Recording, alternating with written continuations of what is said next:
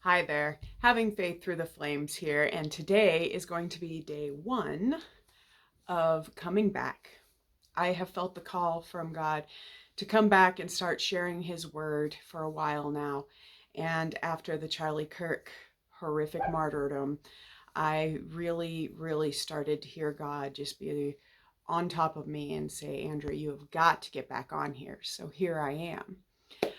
What I'd like to talk to you today is an age-old story about the Exodus of Egypt.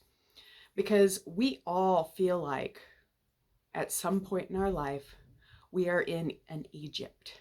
We are oppressed. We are slaves. We are being just brought down by the world, whipped and beaten, and asked to do things we don't want to do. And then as God works in us, as God works on us, as He is our pillar of cloud in the day and pillar of fire at night, we can sometimes find ourselves grumbling, feeling like these growing pains are just not worth it.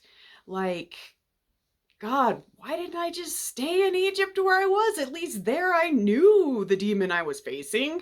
At least there I could feel the same thing over and over, and I was used to it, and I didn't have to keep on just feeling these growing issues, these aches and pains, being asked to do something that I don't feel like I should have to do. For me, my grumbling moment was when God started asking me to be an evangelist.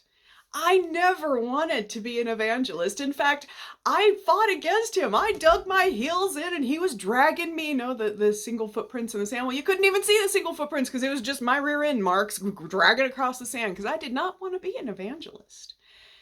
But even though I grumbled, just like they did in the story, God still saw me through. He still came alongside me. And He had promised me a promised land. It was really hard to hang on to that. It was extremely hard to know that in the future, sometime, He's going to get me to my promised land. Because it's hard to remember that our timing is not God's timing. So whether you're in your Egypt, or you're in your desert, or you're going to be in your promised land, or you are in your promised land, just remember that this is an age-old story. Where you find yourself today, maybe caught between the Red Sea and the Pharaoh. Wherever you find yourself, know that God's got you. God will rain down manna on you. He will provide for you in ways you have no idea. And through it all, through every single thing that we do, He still loves us. There is nothing that you can do that will make Him stop loving you. In fact, if you feel like your sin is too great and there's no way He would accept you as you are wrong. God will take you exactly where you are. God loves you. My light just went out. I'm sorry, you guys. I guess that means my time's up.